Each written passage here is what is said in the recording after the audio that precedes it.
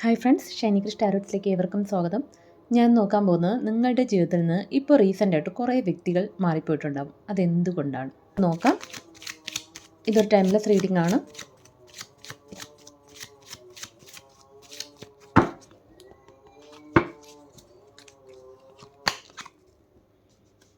Son of Wands, Ace of Wands, the Hierophant, Three of Wands, Knight of Cups, Four of Cups, King of Swords, Three of Pentacles, Two of Pentacles, Five of Pentacles. Okay, ബോട്ടത്തിൽ ഇത് ചാരിയറ്റാണ് വന്നിരിക്കുന്നത്. First തന്നെ വന്നിരിക്കുന്ന five of wands ആണ്.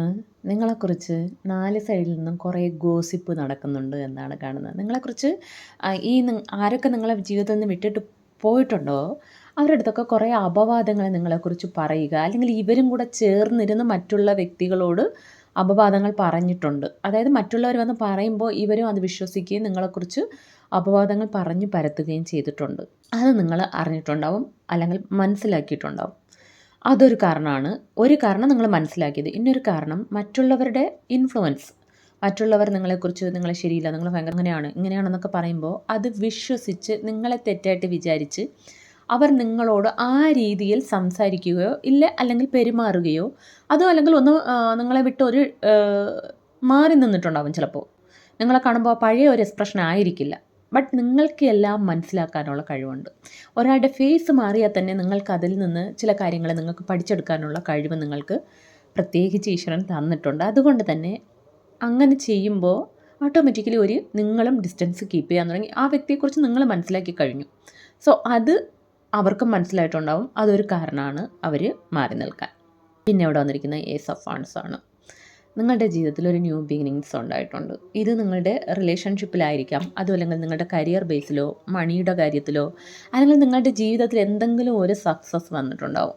അവരതൊരിക്കലും പ്രതീക്ഷിച്ചിട്ടില്ല. അവരാഗ്രഹിക്കുന്നത് എപ്പോഴും അവരുടെ ഒരു ലെവലിൽ നിൽക്കുന്ന നിങ്ങളെയാണ് അവർക്കിഷ്ടം. നമ്മളെപ്പോഴും വിചാരിക്കും നമ്മുടെ സങ്കടത്തിൽ ആരും കാണില്ല, സന്തോഷത്തിൽ എല്ലാവരും ഉണ്ടാവുമെന്നൊക്കെ. എന്നാൽ അത് തെറ്റാണ്.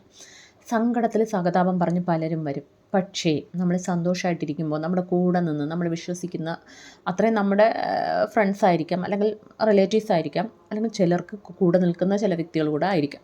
സോ അവർക്കത് പലപ്പോഴും ഉള്ളുകൊണ്ട് സന്തോഷിക്കാൻ അവർക്ക് കഴിയുന്നില്ല. എനിക്ക് കിട്ടാത്തതെന്തോ നിങ്ങൾക്ക് കിട്ടിയത് എന്തുകൊണ്ട്?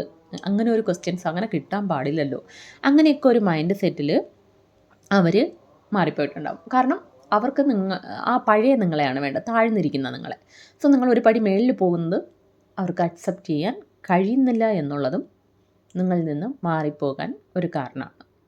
പിന്നെ ഇവിടെ ദ ഹെറഫൻ്റ് വന്നിട്ടുണ്ട്. നിങ്ങൾ കുറേ പാഠങ്ങൾ പഠിച്ചിട്ടുണ്ട് ജീവിതത്തിൽ. ലൈഫിൽ കുറേ ലെസൺസ് നിങ്ങൾ നിങ്ങൾ കടന്നുപോയ വഴികളിലൂടെ കുറേ ലെസൺസ് പഠിച്ച് നിങ്ങളൊരു ഒരു നെക്സ്റ്റ് സ്റ്റെപ്പിൽ പോയിട്ടുണ്ടാവും. ആ പഴയ നിങ്ങളായിരിക്കില്ല. പഴയ നേരത്തെ ഉള്ള നിങ്ങളാണെങ്കിൽ ആരെങ്കിലും വന്ന് കുറ്റം പറഞ്ഞാലോ അവരോടൊപ്പം ചേർന്ന് ചിലപ്പോൾ നിങ്ങളും ഗോസിപ്പ് പറഞ്ഞ് നിങ്ങൾ അവരുടെ ആ ഒരു ലെവലിൽ നിന്നിട്ടുണ്ടാവും. ബട്ട് ഇപ്പോൾ നിങ്ങൾ ഒരു പടി മുമ്പോട്ട് പോയിട്ടുണ്ട്. ഒരു സ്റ്റെപ്പ് മുകളിൽ പോയപ്പോൾ നിങ്ങൾ ചിലപ്പോൾ ഈ വ്യക്തി പറയുന്ന എല്ലാ കാര്യങ്ങളും അക്സെപ്റ്റ് ചെയ്യില്ല. ചിലപ്പോൾ നിങ്ങൾ മൗനം പാലിക്കാം. അതും അല്ലെങ്കിൽ നിങ്ങളത് അക്സെപ്റ്റ് ചെയ്യാത്തതാണ് പ്രധാനമായിട്ടും ഇവിടെ കാണുന്നത്. കാരണം നിങ്ങൾ സൈലൻ്റ് ആയിട്ടിരിക്കുമ്പോൾ എന്തായാലും അവിടെ അവർക്ക് അവരുടെ ആ ഒരു ലെവലിലല്ല നിങ്ങൾ നിൽക്കുന്ന ഒരു പടി. അതായത് ക്യാരക്ടറിൻ്റെ, നിങ്ങളുടെ കരിയറിൻ്റെയോ അല്ലെങ്കിൽ നിങ്ങളുടെ ജീവിത സാഹചര്യം മാത്രമല്ല, നിങ്ങളുടെ ഒരു ക്യാരക്ടർ തന്നെ നിങ്ങൾ കുറച്ച് ഉയർന്നിട്ടുണ്ടാവും. അതൊരു കാരണമാണ് ഇവരൊക്കെ നിങ്ങളുടെ ജീവിതത്തിൽ നിന്ന് മാറിപ്പോകുന്നത്. അത് മാത്രമല്ല, കുറച്ച് പേർക്ക് എന്താണെന്ന് വെച്ചാൽ അവരെക്കുറിച്ച് നിങ്ങൾ കുറേ പാഠങ്ങൾ പഠിച്ചിട്ടുണ്ട്. നിങ്ങളെ വിശ്വസിച്ച് നിങ്ങളെ സ്നേഹിച്ച് നിന്ന ആ വ്യക്തി അല്ല അവരുടെ ക്യാരക്ടർ വേറെയാണ്. നിങ്ങൾക്ക് തന്നെ ചിലപ്പോൾ എഗൻസ്റ്റാ നിൽക്കുന്ന കുറേ പാഠങ്ങൾ നിങ്ങൾ പഠിച്ചിട്ടുണ്ടാവും. അതുകൊണ്ട് നിങ്ങൾ അങ്ങനെ ആ ഒരു രീതിയിലായിരിക്കും അവരോട് റിയാക്ട് ചെയ്യുന്നത്. അതും അവർ മാറിപ്പോവാൻ ഒരു കാരണമാണ്. പിന്നെ കുറച്ച് പേർക്ക് എന്താണെന്ന് വെച്ചാൽ നിങ്ങളുടെ ജീവിതത്തിൽ നിങ്ങൾക്ക് സപ്പോർട്ടുമായിട്ടോ അല്ലെങ്കിൽ നിങ്ങളും ആ ചില വ്യക്തികളുണ്ടാവില്ല അത്രയും ക്ലോസ് ആയിട്ട്, അവർക്കിടയിൽ നിങ്ങളുടെ ലൈഫിൽ വേറെ ഒരു വ്യക്തി കൂടെ വരുന്നതും അവർക്ക് അക്സെപ്റ്റ് ചെയ്യാൻ പറ്റില്ല. അതായത് അവരായിരിക്കണം എല്ലാറ്റിലും പ്രയോറിറ്റി, അവർക്കായിരിക്കണം നിങ്ങളെല്ലാം കൊടുക്കേണ്ടത്. അത് സ്ഥാനമായാലും സാധനങ്ങളായാലും പണം എന്ത് കാര്യത്തിലായാലും അവർക്കായിരിക്കണം നിങ്ങൾ പ്രയോറിറ്റി കൊടുക്കേണ്ടത്. വേറെ ഏതെങ്കിലും വ്യക്തികൾക്ക് നിങ്ങൾ പ്രയോറിറ്റി കൊടുക്കുന്നതും അവർക്ക് അക്സെപ്റ്റ് ചെയ്യാൻ കഴിയില്ല എന്നുള്ളതും അവർ നിങ്ങളുടെ ലൈഫിൽ നിന്ന് മാറിപ്പോകാൻ ഒരു കാരണമാണ്. ഫസ്റ്റ് ഇവിടെ വന്നിരിക്കുന്ന നൈറ്റ് ഓഫ് കപ്സ് ആണ്. നേരത്തെ നിങ്ങൾ ഒരുപാട് ആ വ്യക്തിയെ സ്നേഹിച്ചിരുന്നു, നിങ്ങൾ കണ്ണും പൂട്ടി വിശ്വസിക്കുന്ന ഒരു വ്യക്തിയായിരുന്നു. നിങ്ങളെപ്പോലെ നിങ്ങൾ അവരെയും വിശ്വസിക്കുമായിരുന്നു. അത്രയും ആത്മാർത്ഥമായി നിങ്ങൾ നിന്നിട്ടുണ്ടാവും. ബട്ട് അവിടെ നിന്ന് നിങ്ങൾ ഉദ്ദേശിച്ച രീതിയിലായിരിക്കില്ല ആ വ്യക്തി പെരുമാറിയതോ അല്ലെങ്കിൽ നിൽക്കുന്നതോ എന്നുള്ള ഒരു സത്യം നിങ്ങൾ മനസ്സിലാക്കിയതോടെ നിങ്ങളൊന്ന് ബാക്കിലോട്ട് അവരോട് പോയിട്ടുണ്ടാവും. അതായത് നിങ്ങൾ നേരത്തെ കൊടുത്തിരുന്ന സ്നേഹവും ബഹുമാനവും സ്ഥാനവും എല്ലാം നിങ്ങൾ കുറച്ചിട്ടുണ്ട്. സാധനങ്ങൾക്കോ സ്ഥാനമാനങ്ങൾക്കോ അല്ലെങ്കിൽ വേറെ എന്തെങ്കിലും പ്രതീക്ഷിച്ചായിരിക്കും അവിടെ നിന്നത്.